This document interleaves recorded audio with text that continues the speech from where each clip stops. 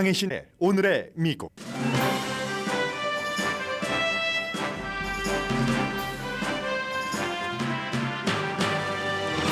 트럼프 전 대통령의 대선 지명을 막을 수 있는 마지막 주로 보이는 뉴햄프셔 예비선거가 진행 중입니다. 가장 먼저 투표하고 개표한 인구 6명인 마을 딕스빌 노치에서는 니키 헤일리 후보가 6표 전부를 차지했지만 최종 투표 결과에는 헤일리 후보가 당황할 수 있다는 예상이 나옵니다.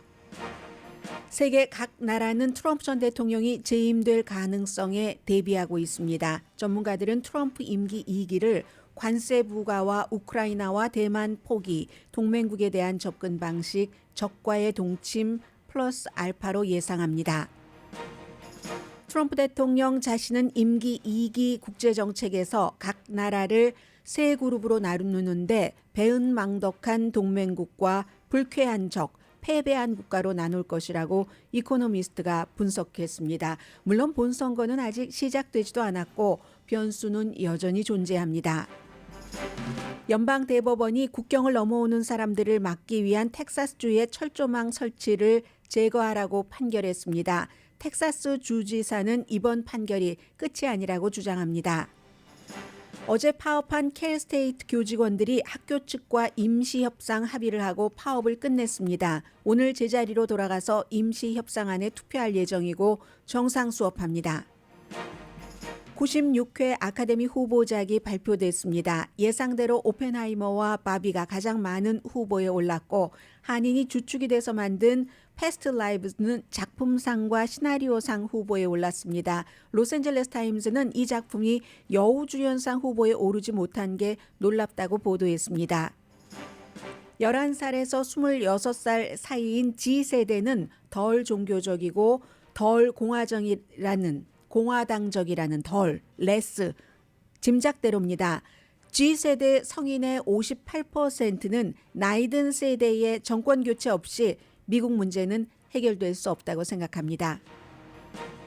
북한의 신형 미사일을 러시아가 우크라이나 전쟁터에 배치하기 시작하자 미국과 서방 세계가 크게 우려합니다. 지난해 12월 말 이후에 러시아는 적어도 3번 우크라이나에 북한 미사일을 발사했습니다. 미국이 막을 길이 없지만 북한과 러시아 관계도 지속될진 알 수 없습니다. 여러분 안녕하십니까? 오늘의 미국 강혜신입니다. 미국은 이제 선거 모드로 들어갔기 때문에요. 100년도 더 됐습니다. 뉴햄프셔가 미국에서 가장 먼저 예비선거를 치르기 시작한 지요. 선거는 이제 시간 차이가 있기 때문에 로스앤젤레스 시간으로 시작이 됐고 오후 4시에 끝납니다. 니키 헤일리 후보와 트럼프 전 대통령, 물론 여기서 이제 민주당 후보들도 들어가 있습니다만 별로 대세의 지장이 없는 것 같고요. 니키 헤일리 후보와 트럼프 전 대통령 목표가 각자 다르죠. 제가 맨 앞에 헤드라인에서 트럼프 전 대통령의 대선 지명을 막을 수 있는 마지막 주로 보이는 뉴햄프셔라고 말씀드린 것은 니키 헤일리의 입장과 네버 트럼프의 입장에서 말씀을 드린 거고요. 헤일리 후보의 목표는 당연히 이 트럼프 전 대통령의 독주를 막는 것이겠죠. 트럼프 전 대통령을 반대하는 공화당 유권자들도 역시 트럼프 전 대통령 지명을 막는 마지막 기회로 이 뉴햄프셔를 보는 경우가 많습니다. 원래 기선을 잡지 못하면 뭔가가 흐트러질 수가 있고 굉장히 강한 사람은 처음에 몇 번 놓치더라도 또다시 기회가 있지만 니키 헤일리 같은 경우는 이 트럼프 전 대통령과 비교할 때는 굉장히 약체이기 때문에 아이오와에서도 크게 지고 뉴햄프셔에서도 크게 지고 말면은 더 이상은 그 다음에 있을 2월 24일 선거가 그 전에 네바다도 있고 하긴 하지만 트럼프 전 대통령이 또 강한 본인의 주 사우스캐롤라이나이기 때문에 본인이 주지사였던 곳에서조차 이기지 못한다면 이제 이미 끝난 것이고 오늘 벌써 이제 어느 정도 판가름 난다고 보는 것 같습니다. 트럼프 전 대통령의 목표는 니키 헤일리를 배웅하는 것, 뉴햄프셔주에서 이 대선 가도로 가는 길에서 그래서 이제 트럼프 전 대통령이 아주 큰 승리로 인해서 니키 헤일리가 당혹해하지 않을까. 이게 이제 니키 헤일리 후보로서는 최악의 시나리오고요. 가장 최근에 어제 마지막으로 발표된 그런 여론조사 결과에서도 두 자리 숫자 이상으로 트럼프 전 대통령이 앞서갔고, 그리고 이제 일요일에 론 디센티스가 출마를 포기했기 때문에 그 표까지 합쳐지면은 뉴햄프셔에서도 트럼프 전 대통령이 이긴다는 게 상식적인 계산입니다. 다만 이제 니키 헤일리 후보가 희망을 품는 것은 뉴햄프셔주가 굉장히 자유로운 주, 자유 아니면 죽음을 뭐 free or 뭐죠? 이 뭐 die 뭐 이렇게 얘기를 하는 그런 그 주이기 때문에 이 무당파 유권자가 한 40% 되거든요. 그렇기 때문에 이 무당파는 트럼프 전 대통령이 지금 어제도 선거 유세에서 사실과 다른이라기보다 거짓말이죠. 거짓말을 계속 하던데 민주당이 대거 나와서 니키 헤일리에게 투표를 할 것이다. 그러니까 공화당 반드시 나와서 나에게 투표를 해야지 된다고 얘기하는데 뉴햄프셔주에서 등록된 민주당이 공화당 후보에게 투표할 수 없습니다. 무당파는 공화당에도 할 수 있고 민주당에도 할 수 있지만 등록된 민주당은 민주당에, 등록된 공화당은 공화당에 투표를 해야지 되는데 트럼프 전 대통령이 계속 지금 거짓말을 하면서 표 모으기를 하고 있습니다. 표 모으기를 하던 하지 않던 현재의 전문가들은 트럼프 전 대통령이 이길 것이라고 보고, 니키 헤일리 후보는 무당파가 나를 많이 지지해주면, 거의 지지해주면 내가 한번 트럼프 전 대통령을 꺾을 수 있다는 희망을 지금 품고 있습니다. 뭐 로스앤젤레스 시간으로 오늘 저녁이면은 전부 그 판가름 날 수 있는 거고요. 트럼프 전 대통령 어제 보니까 자신을 눌러보겠다고 예비선거에 나왔던 팀 스캇, 비벡 라마스와미 전 그 공화당 예비선거 후보들과 같이 그 선거 캠페인을 하더군요. 그리고 이제 뉴햄프셔 그 유니온 리더라는 신문은 사설에서 니키 헤일리를 지지했습니다. 민주당은 바이든 대통령을 지지한 게 아니라 바이든의 지금 그 대적한다고 나온 그 미네소타주의 딘 필립스 연방 하원 의원을 지지했고요. 그래서 뭐 이 딘 필립스도 어제 민주당, 본인은 이제 이름이 투표용지에 올라가 있고 트럼프 전 대통령은 여기에는 이름을 올리지 않았기 때문에 직접 써주세요 하죠. 우리는 이 뉴햄프셔주가 너무나 백인주의고 미국을 다 대변한다고 생각하지 않기 때문에 민주당에서는 사우스캐롤라이나부터 시작합니다. 이렇게 해서 여기에 이름은 없지만 그러나 이제 라이트인으로 직접 이름을 쓰면 거기에는 이제 계산이 됩니다.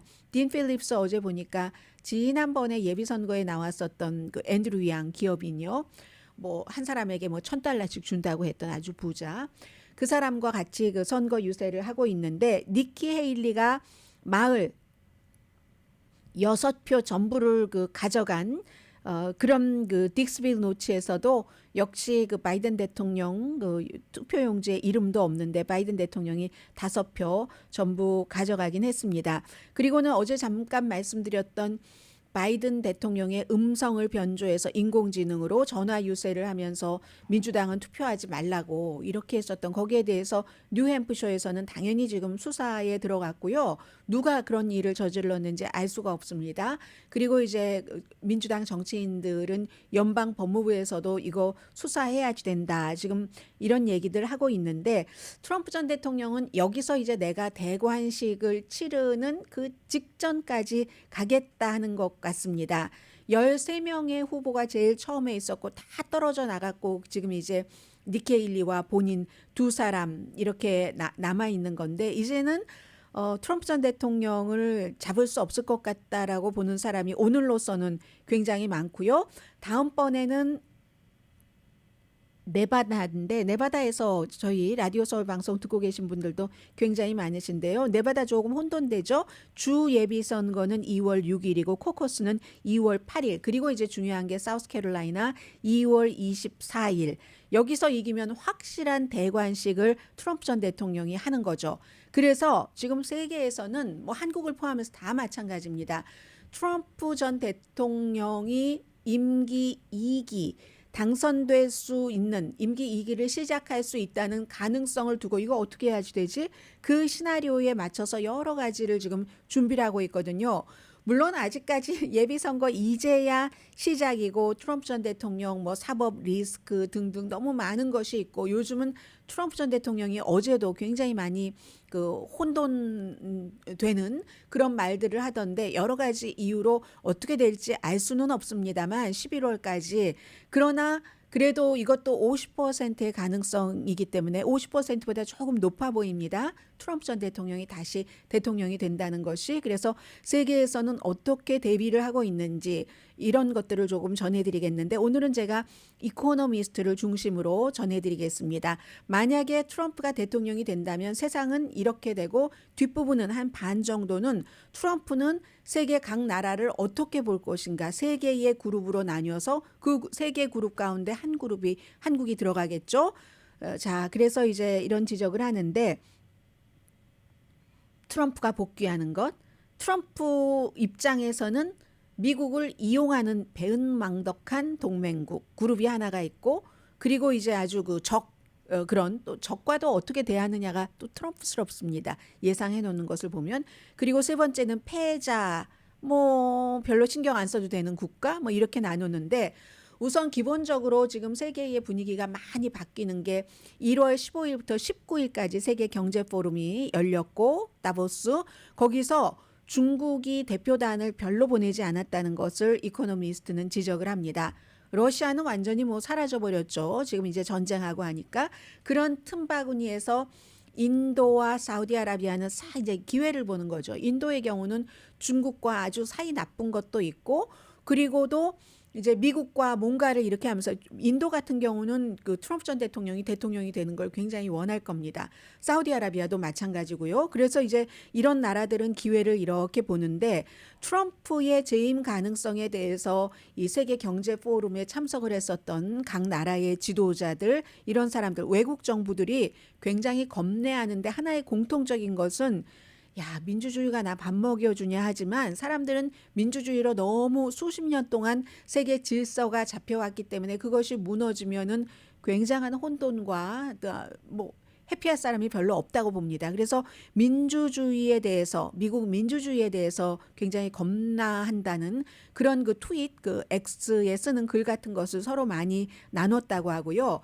기본적으로는 관세 또 우크라이나와 대만 포기지만 어떤 사람들은 중국으로부터 본인이 이득을 얻기 위해서 대만을 포기한다고도 하지만 어떤 사람들은 또 반대의 그런 주장을 하는 사람도 있긴 있습니다. 그리고 이제 적과 어떠한 거래를 하는가 무엇보다도 이제 글로벌 규칙 지금까지 만들어놨던 것을 상당히 붕괴시킬 것이다. 이게 이제 민주주의가 흐트러지는 위험성을 얘기를 하는 거죠. 그리고 미국 행정부가 외교 정책이 연결이 되지 않는다는 게 굉장히 중요하죠. 지금까지는 트럼프 이전에는 그래도 아주 굉장히 격동적인 때를 빼고는 민주당 대통령이거나 공화당 대통령이거나 외교 정책은 이어갑니다. 그래서 또 미국이 강할 수 있었던 겁니다. 이번 민주당 행정부와 맺어놓은 어떠한 협약 같은 것이 국가 간의 조약, 약속 같은 것이 정부가 공화당으로 바뀐다고 해서 다 종이장처럼 아무것도 아닌 버려야지만 되는 종이처럼 된다면 누가 미국을 믿고 미국과 거래를 하겠습니까? 그런데 이제 그런 미국 행정부의 외교 정책이 연결되지 않을 가능성이 있다. 이런 거죠. 리처드 닉슨이 분명히 중국과 거래를 텄고 로널드 레이건이 그 벽을 tear that wall, 그 베를린 벽을 무너뜨려라 라는 말을 했지만 트럼프 전 대통령은 굉장히 이제 이런 사람들보다도 뭐 그런 사람들이 굉장히 이전에 없었던 것을 터뜨렸지만 트럼프 전 대통령은 너무나 혼란스럽기 때문에 뭐를 어떻게 할지 모른다는 예측이 굉장히 불가능하다는 그리고 지금 미국이 개입하는 국제적인 분쟁이 여러 개가 있지만 국가 간의 분쟁이 지금 쉬운 건이 넘는다는 얘기요. 1946년 이후에 최고인 겁니다.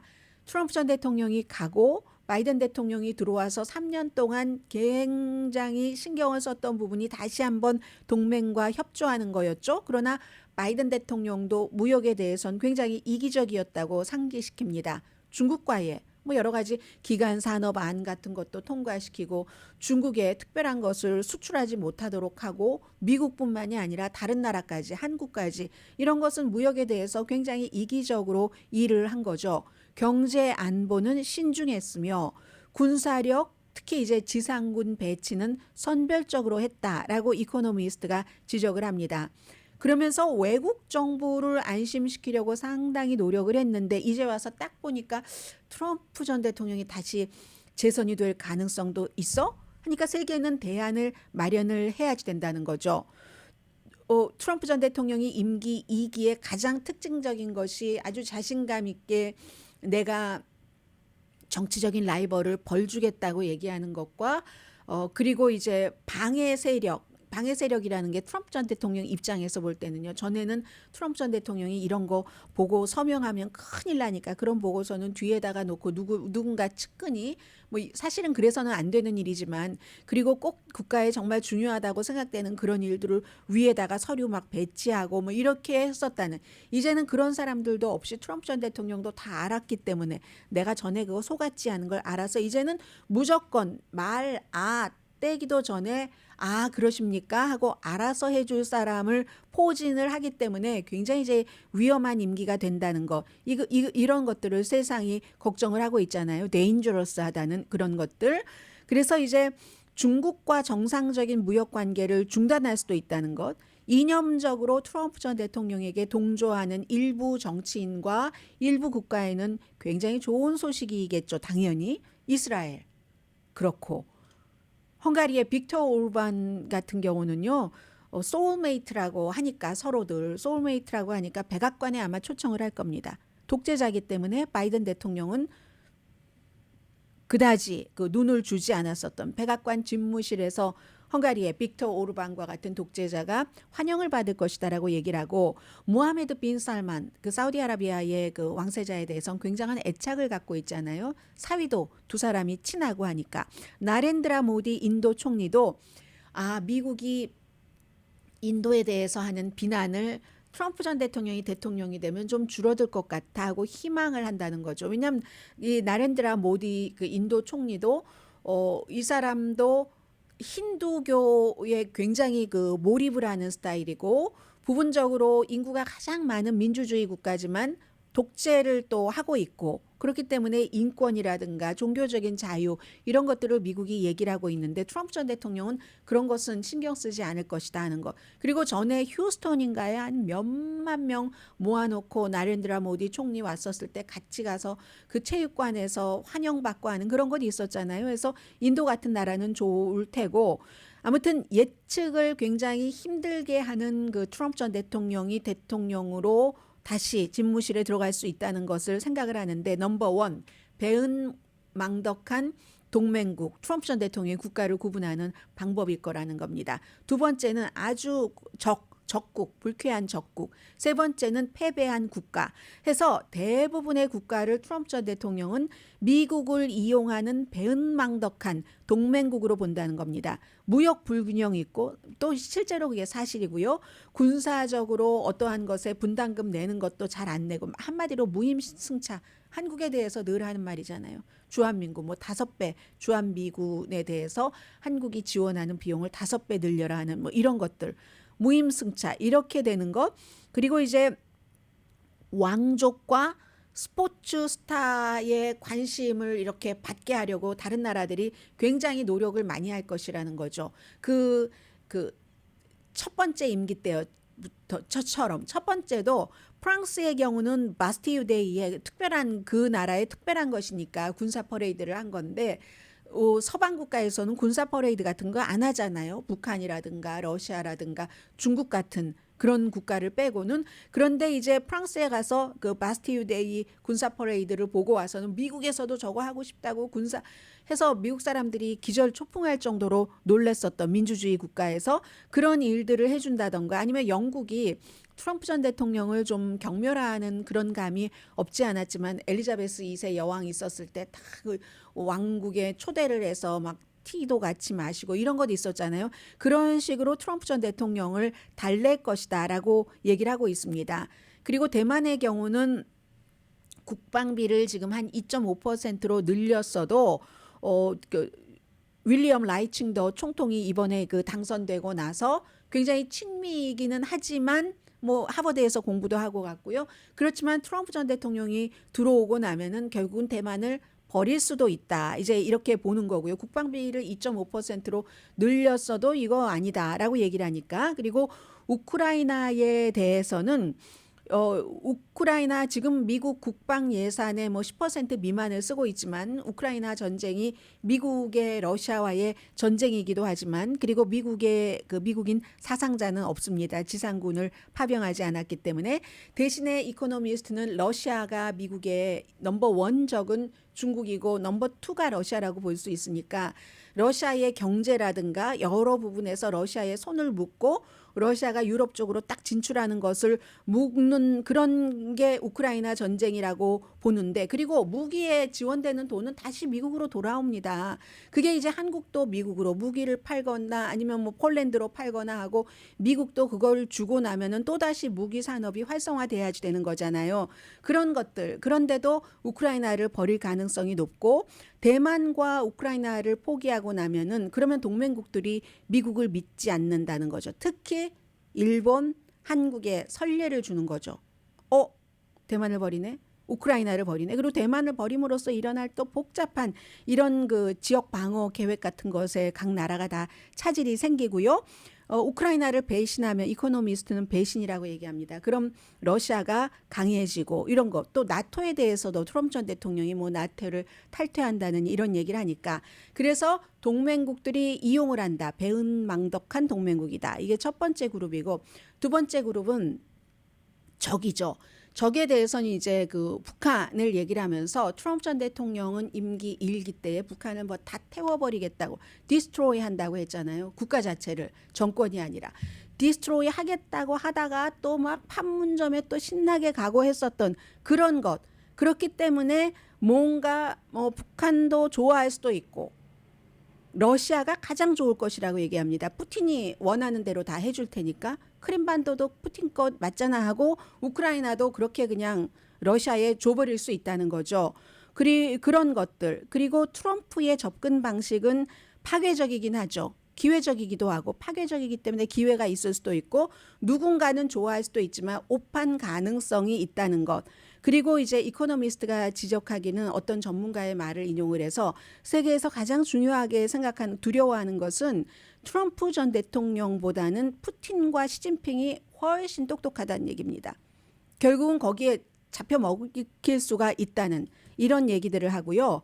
그리고 이제 세 번째 뭐 배은망덕한 동맹국도 아니고 적도 아니고 그 밖의 모든 국가는 패자 루저로 인식해서 신경도 안 쓸 것이라는 얘기입니다. 신경도 안 쓸 것이라는 그런 얘기고요. 한마디로 해서 이제 무역부터 인권까지 모든 것에 대한 세계의 질서, 글로벌 규칙이 침식되고 문제가 악화될 가능성이 많다. 정확하게 1년 뒤네요. 오늘 23일이네요. 1월 25일에 취임식이 있기 때문에 글쎄요. 바이든 대통령이 지금부터 1년 남았는데 내가 대통령이 될 겁니다 하면서 지금까지 우리가 3년 동안 해왔던 이 일을 같이 해나갑시다. 그리고 그 뒤에도 내가 대통령입니다.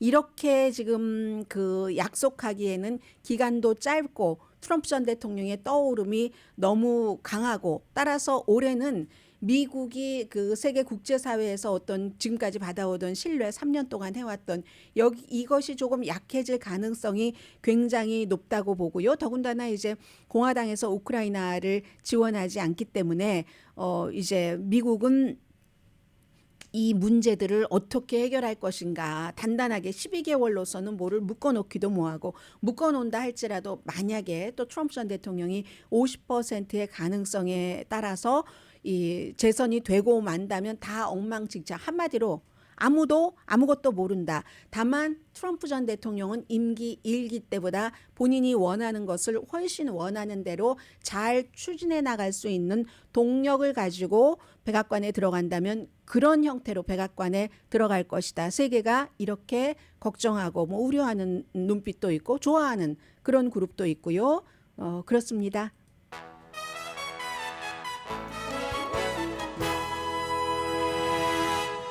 최근에 캘리포니아주에선 교육계에서 이제 그 파업을 좀 자주 하잖아요. 어제 하루 파업 캘스테이트 끝났습니다. 오늘은 이제 수업도 한다고 하고요. 어제도 좀 혼돈스러우셨을 거예요. 어떤 분은 혹시 저희 라디오 서울 방송 오늘의 미국을 듣고 계시는 그런 그 대학생들도 대학원생도 계시는지 모르겠는데 교수님은 당연히 계실 것 같고요. 뭐 줌으로 수업한 학생도 있고 휴강인 학생도 있고 자 잠시 뒤에 그 문제와 또 다른 뉴햄프셔에서도 역시 이민이 중요한 이슈라고 하는데 연방 대법원의 판결 2명의 보수 대법관들이 3명의 진보 그 대법관들과 힘을 합쳐서 이 텍사스주가 싫어하고 연방 정부가 좋아하는 판결을 내렸습니다. 잠시 뒤에 전합니다.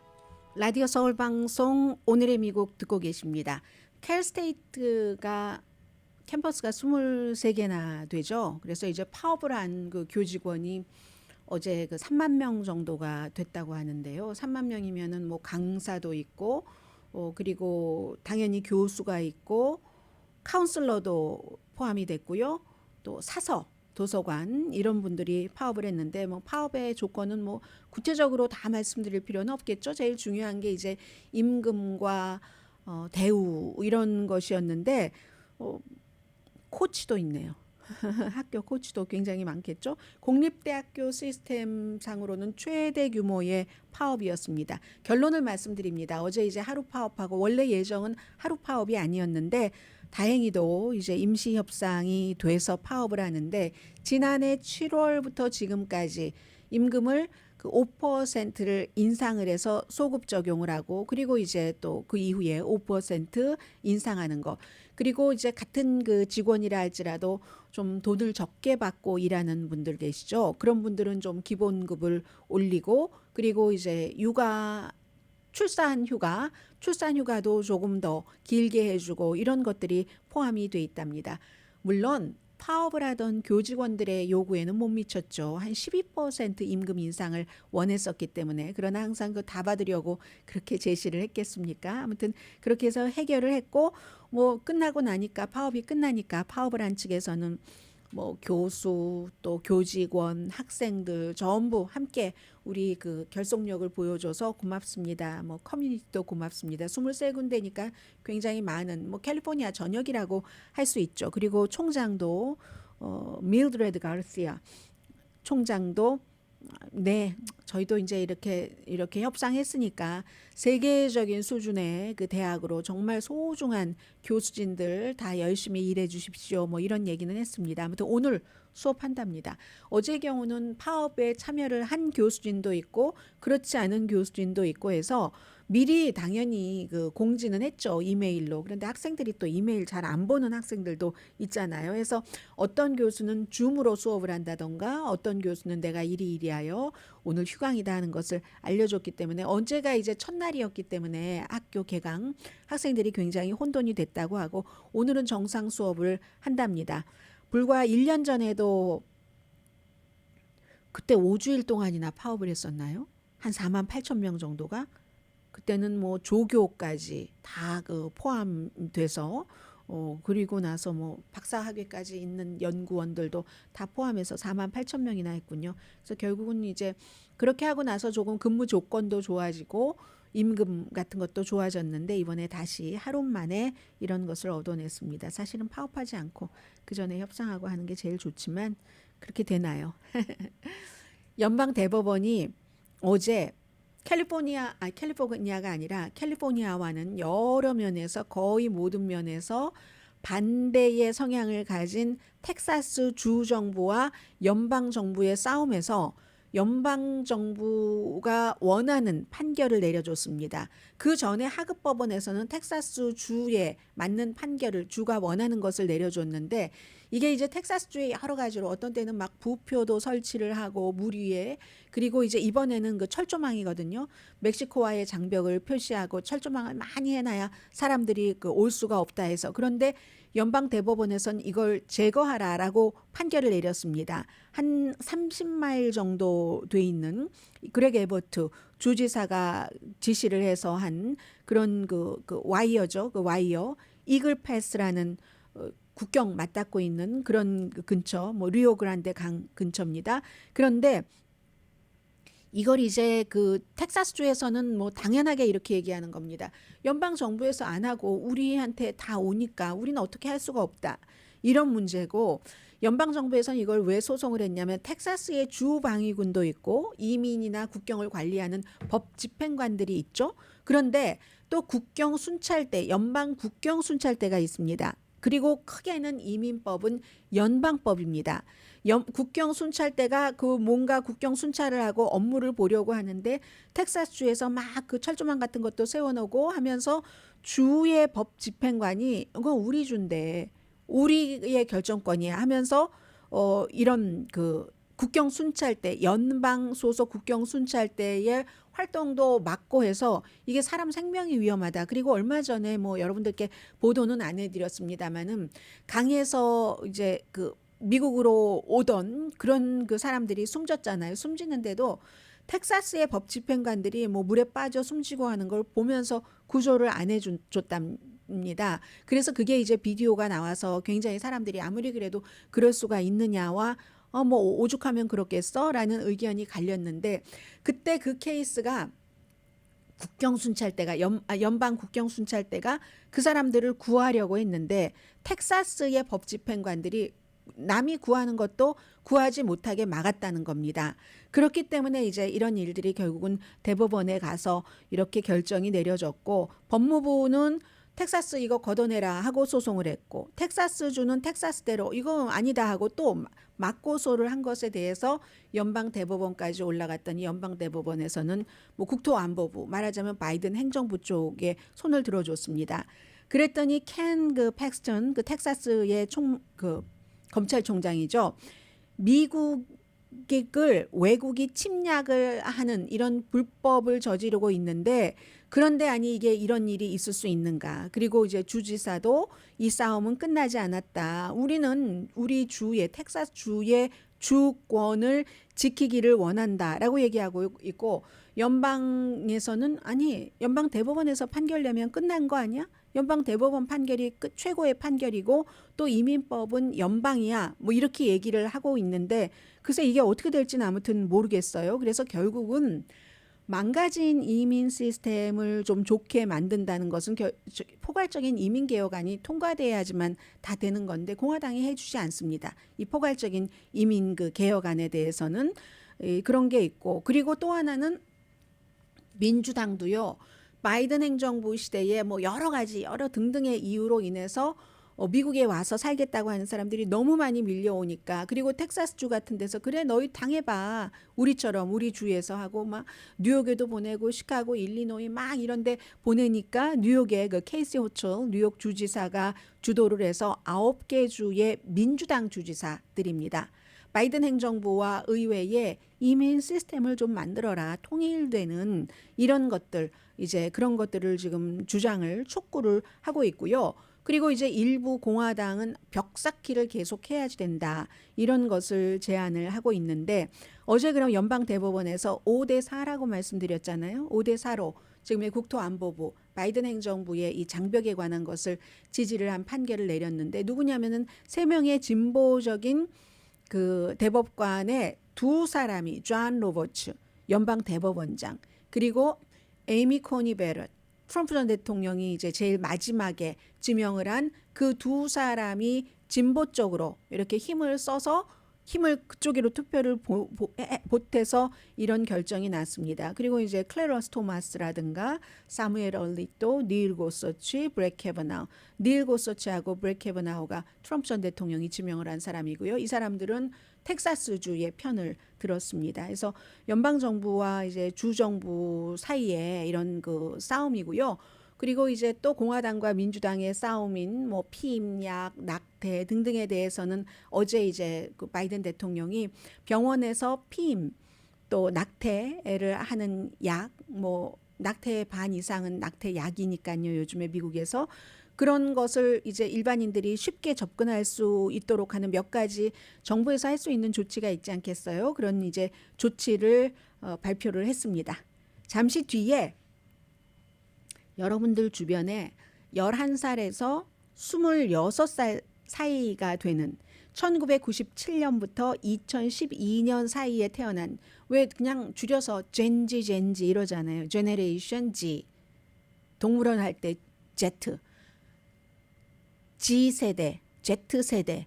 이 Z세대가 굉장히 주목이 되는데 11살에서 26살 미래의 세대잖아요. 물론 이 26살까지니까 18살부터는 이제 뭐 여러 가지 성인으로서 할 수 있는 권한, 뭐 투표권을 포함을 해서 있는 거고요. 잠시 뒤에 이 젠지 세대의 여러 가지를 좀 전해드리겠습니다.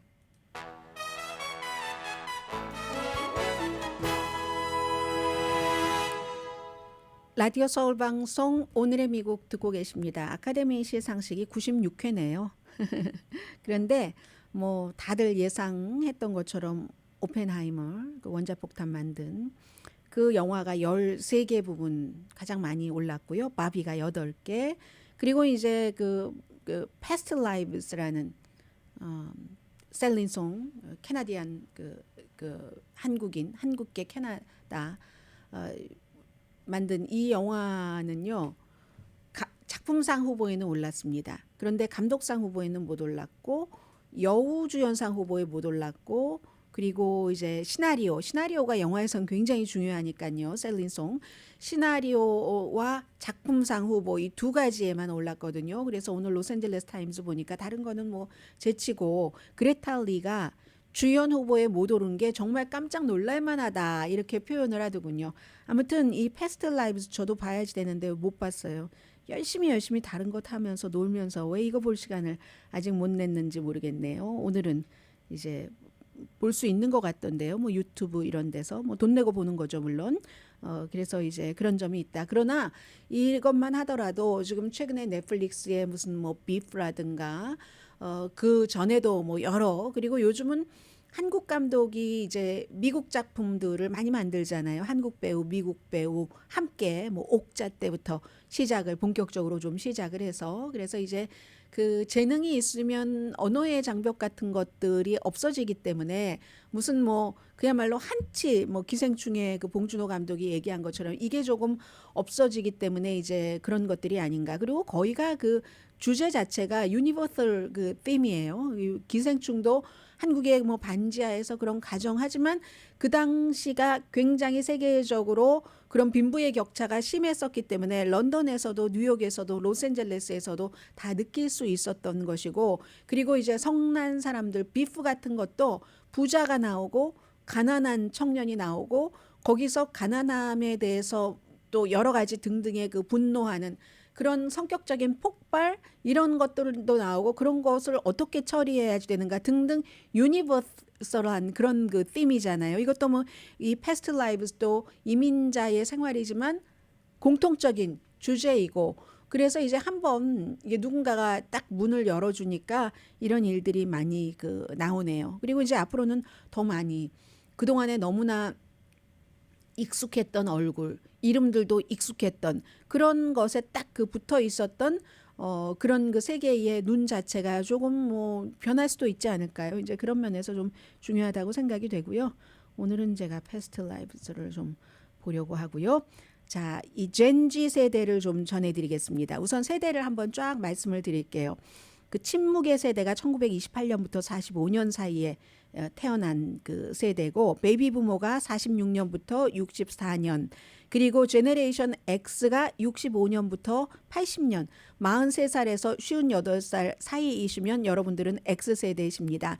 밀레니얼 세대가 81년에서 96년 사이 그러니까 27살에서 42살 사이가 밀레니얼 세대고 그리고 한 살씩 이렇게 해야지 되나요? 지금 제가 이거 2023년도에 계산해 놓은 도표라서 그리고 제너레이션 G가 1997년부터 2012년 사이에 태어난 그런 사람들 제너레이션 알파는 2010년도 초부터 2020년 중반 그러니까 이 지금 말씀드리려고 하는 제너레이션 젠지 세대는 10대 초반부터 20대 중반까지가 제너레이션 G잖아요. 이 제너레이션 G 세대의 여러 가지를 오늘 그 악시오스가 보도를 했는데 종교적으로 나이가 더 든 세대보다 제너레이션 G보다 다 위잖아요. 하나만 남았어요. 제너레이션 알파. 알파만 하나만 2010년부터 2020년 중반까지가 제너레이션 알파고 이제 제너레이션 G가 97년부터 2012년 사이니까 다른 나이 든 세대보다 훨씬 덜 종교적이고 덜 공화당적이고 더 많이 more 성소수자 그룹에 속한다 하는 거잖아요. 인종적으로도 굉장히 지금 다양하고요. 그래서 올해는 4,080만 명의 젠지 세대가 투표 자격이 있답니다. 이건 이제 초당파적인 공공 종교 연구소에서 조사를 한 건데 미국 사람 투표할 자격 있는 사람 6명 가운데 1명인 겁니다. 정치적으로 나이 든 세대보다 훨씬 진보이고요. 보수적인 경향이 굉장히 낮고 그래서 이제 이 젠지 세대의 성인 뭐 10대도 있으니까 투표를 하지 못하는 세대도 있잖아요. 36%가 민주당, 전체적인 민주당보다 많습니다. 그러니까 21%가 공화당, 전체적인 유권자보다 공화당은 적습니다. 30%가 무당파, 이것도 민주당에 조금 더 가서 전체적인 것보다는 조금 작네요. 그리고 투표 연령이 아닌 제너레이션 G 세대는 어느 정당에 속하지 않지만 어렸을 때는 주로 이제 부모가 속한 정당 쪽으로 대체적으로 간답니다. 이건 무엇을 이제 아무튼 젠지 세대의 여러 가지 진보적인 성향 이런 거를 의미하냐면은 보수적인 그런 주에서 공화당이 학교라든가 공공생활에서 종교 같은 것을 막 넣으려고 하고 하는데 그런데도 젠지 세대는 기독교에서 멀어지고 기독교뿐만이 아니라 어떤 종교도 속하지 않는다. 이제 이런 그런 점이 굉장히 강하다는 거고요. 성소수자는 젠지 세대 성인은 28%가 본인을 성소수자라고 합니다. 그럼 밀레니얼 세대는 16%, X세대 7%, 베이비 부머 4%, 친무계 세대 4%보다 훨씬 많은 거잖아요, 이게. 그리고 뭐 어떤 성향으로 딱 그 꼬리표가 붙여지는 것을 굉장히 싫어한다고 하고 올해는 이 젠지 세대가 2020년보다 투표를 할 가능성이 낮답니다. 왜냐하면 이스라엘 하마스 전쟁에서 바이든 현 대통령이 이스라엘을 너무 강하게 지지하는데 젠지 세대는 그걸 못마땅해 하는 겁니다. 그리고 또 하나는 바이든도 싫고 트럼프도 싫다 하는 게 강하다는 거죠. 두 사람의 대결이 싫어서 그렇다는 거. 그리고 제일 중요한 것은 이 젠지 세대의 미국인은 특히 이제 민주당이 많으니까 미국의 여러 가지 문제를 해결하려면 정치적 리더십에서 세대 교체가 필요하다. 지금 뭐 한국에서도 뭐 무슨 세대 용태론 있잖아요. 미국의 젠지 세대도 그렇게 생각을 한답니다. 세대적인 이게 나이 든 세대가 권력을 잡고 있는 한 문제가 해결되지 못한다. 젠지 세대의 58%, 젠지 세대 가운데서도 민주당은 74%가 이 세대 교체가 돼야지만 미국 문제가 해결이 된다라고 얘기를 하고 있습니다. 나이제가 다시 한번 말씀드리면 여러분이 계산하세요. 젠지 세대는 97년부터 2012년 사이에 태어난 세대입니다. 그리고 잠시 뒤에 맨 마지막에 전해드릴 게 제가 오늘 그 바쁜 중에도 약간 생각을 했었던 이슈거든요.